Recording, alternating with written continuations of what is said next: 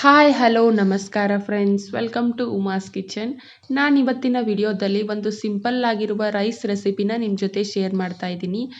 ಆ rice recipe ಏನಪ್ಪ ಅಂದರೆ ಗಾರ್ಲಿಕ್ ರೈಸ್, ಅಂದರೆ ಬೆಳ್ಳುಳ್ಳಿ ಅನ್ನನ ನಿಮ್ಮ ಜೊತೆ ಶೇರ್ ಮಾಡ್ತಾ ಇದ್ದೀನಿ ಹೇಗೆ ಮಾಡೋದಂತ. ಹಾಗಾದರೆ ಈ ರೈಸ್ ರೆಸಿಪಿನ ಹೇಗೆ ಮಾಡೋದಂತ ನೋಡ್ಕೊಂಬರೋಣ ಬನ್ನಿ. ಮೊದಲಿಗೆ ನಾವಿಲ್ಲಿ ಬೆಳ್ಳುಳ್ಳಿ ಅನ್ನಕ್ಕೆ ಬೇಕಾಗುವ ಸಾಮಗ್ರಿಗಳನ್ನು ನೋಡ್ಕೊಳ್ಳೋಣ.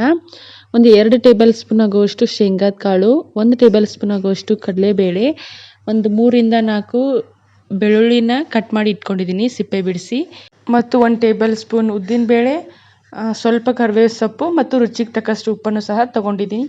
ಖಾರಕ್ಕೆ ಅನುಗುಣವಾಗಿ ಅಚ್ಚ ಖಾರದ ಪೌಡರ್ನು ಸಹ ತಗೊಂಡಿದ್ದೀನಿ. ಇವಾಗ ಮಾಡುವ ವಿಧಾನನ ನೋಡ್ಕೊಳ್ಳೋಣ. ಮೊದಲಿಗೆ ನಾನಿಲ್ಲಿ ಒಂದು ಅಗಲವಾದ ಪಾತ್ರೆನ ತಗೊಂಡಿದ್ದೀನಿ. ಅದರಲ್ಲಿ ಒಂದು 2 ಸ್ಪೂನ್ ಆಗುವಷ್ಟು ಎಣ್ಣೆನ ಹಾಕಿ ಬಿಸಿ ಮಾಡೋಕ್ಕೆ ಇಟ್ಟಿದ್ದೆ. ಅದು ಬಿಸಿ ಆದ ನಂತರ 1 ಟೇಬಲ್ ಸ್ಪೂನ್ ಆಗುವಷ್ಟು ಕಡಲೆಬೇಳೆ ತೊಗೊಂಡಿದ್ವಲ್ಲ ಅದನ್ನು ಸಹ ಹಾಕಿ ಚೆನ್ನಾಗಿ ಮಿಕ್ಸ್ ಮಾಡ್ಕೋಬೇಕಾಗತ್ತೆ. ಚೆನ್ನಾಗಿ ಫ್ರೈ ಮಾಡ್ಕೋಬೇಕು. ಫ್ರೈ ಆದ ನಂತರ ಉದ್ದಿನಬೇಳೆನ ಹಾಕ್ಕೋಬೇಕಾಗತ್ತೆ ಮತ್ತು ಕಡಲೆಬೇಳೆ ಹಾಕಿ ಚೆನ್ನಾಗಿ ಮಿಕ್ಸ್ ಮಾಡ್ಕೊಳ್ಳೋಣ. ನೀವೇನಾದರೂ ಫಸ್ಟ್ ಟೈಮ್ ನನ್ನ ಚಾನಲ್ಗೆ ವಿಸಿಟ್ ಕೊಟ್ಟಿದ್ದರೆ ಪ್ಲೀಸ್ ನನ್ನ ಚಾನಲ್ಗೆ ಸಬ್ಸ್ಕ್ರೈಬ್ ಆಗಿ ಮತ್ತು ಪಕ್ಕದಲ್ಲಿರುವ ಬೆಲ್ ಬಟನ್ ಪ್ರೆಸ್ ಮಾಡಿ. ಬೆಲ್ ಬಟನ್ ಪ್ರೆಸ್ ಮಾಡುವುದರಿಂದ ನಾನು ಅಪ್ಲೋಡ್ ಮಾಡುವ ಪ್ರತಿಯೊಂದು ವಿಡಿಯೋನೂ ಸಹ ನಿಮಗೆ ನೋಟಿಫಿಕೇಷನ್ ಬರುತ್ತೆ. ಇವನ್ನೆಲ್ಲ ಎಣ್ಣೆಯಲ್ಲಿ ಹಾಕಿದ ನಂತರ ಚೆನ್ನಾಗಿ ಕೈ ಬಿಡದೆ ಹುರಿಬೇಕಾಗತ್ತೆ. ಅಂದಾಗೆ ಬೆಳ್ಳುಳ್ಳಿಯನ್ನು ಚೆನ್ನಾಗಿ ಟೇಸ್ಟಾಗಿ ಬರುತ್ತೆ. ನನ್ನ ಚಾನೆಲ್ನಲ್ಲಿ ಇನ್ನೂ ಹಲವಾರು ರೀತಿಯ ರೆಸಿಪಿಗಳನ್ನ ಅಪ್ಲೋಡ್ ಮಾಡಿದ್ದೀನಿ. ನೀವು ಬೇಕಿದ್ರೆ ಚೆಕ್ ಮಾಡ್ಕೋಬೋದು ಮತ್ತು ಆ ವಿಡಿಯೋಗಳಿಗೆ ಲೈಕ್ ಮಾಡಿ, ಶೇರ್ ಮಾಡಿ ಮತ್ತು ಕಮೆಂಟ್ ಮಾಡಿ. ನಂತರ ಇದಕ್ಕೇನೆ ಇವಾಗ ಬೆಳ್ಳುಳ್ಳಿನ ಹಾಕ್ಕೊಳ್ಳೋಣ, ಕಟ್ ಮಾಡಿರೋದು.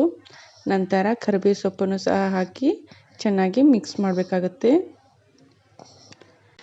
ಗ್ಯಾಸ್ ಫ್ಲೇಮ್ ಮೀಡಿಯಮ್ ಫ್ಲೇಮ್ನಲ್ಲೇ ಇರಬೇಕಾಗುತ್ತೆ. ನಂತರ ಇದಕ್ಕೇನೆ ಇವಾಗ 1-1.5 ಸ್ಪೂನ್ ಆಗುವಷ್ಟು ಅಚ್ಚ ಖಾರದ ಪೌಡರ್ನು ಸಹ ಹಾಕ್ಕೊತಾ ಇದ್ದೀನಿ ಮತ್ತು 1/4 ಸ್ಪೂನ್ ಆಗುವಷ್ಟು ಅರಿಶಿನ ಪೌಡರ್ನು ಸಹ ಹಾಕ್ಕೊಂಡಿದ್ದೀನಿ ಮತ್ತು ರುಚಿಗೆ ತಕ್ಕಷ್ಟು ಉಪ್ಪನ್ನು ಸಹ ಇವಾಗ ಆ್ಯಡ್ ಮಾಡಿ ಚೆನ್ನಾಗಿ ಮಿಕ್ಸ್ ಮಾಡ್ಕೊಳ್ಳೋಣ. ಒಂದು 2 ನಿಮಿಷ ಆದ ನಂತರ ರೆಡಿಯಾಗಿರುವ ರೈಸನ್ನು ಅದರಲ್ಲಿ ಹಾಕಿ ಚೆನ್ನಾಗಿ ಮಿಕ್ಸ್ ಮಾಡಬೇಕಾಗುತ್ತೆ. ಒಂದೊಂದು ಅಗಳು ಅನ್ನಕ್ಕೂ ಸಹ ಮಸಾಲೆ ಎಲ್ಲ ಹತ್ತಬೇಕು, ಅಲ್ಲಿವರೆಗೂ ಚೆನ್ನಾಗಿ ಮಿಕ್ಸ್ ಮಾಡ್ಕೊಳ್ಬೇಕಾಗುತ್ತೆ. ನೋಡಿ, ರೆಡಿ ಆಯಿತು ಬೆಳ್ಳುಳ್ಳಿ ಅನ್ನ, ಅಂದರೆ ಗಾರ್ಲಿಕ್ ರೈಸ್. ಇದು ನೋಡೋದಕ್ಕೂ ಅಷ್ಟೇ ಚೆನ್ನಾಗಿ ಕಾಣಿಸ್ತಾ ಇದೆ, ತಿನ್ನೋದಕ್ಕಂತೂ ತುಂಬಾ ಟೇಸ್ಟಿಯಾಗಿತ್ತು.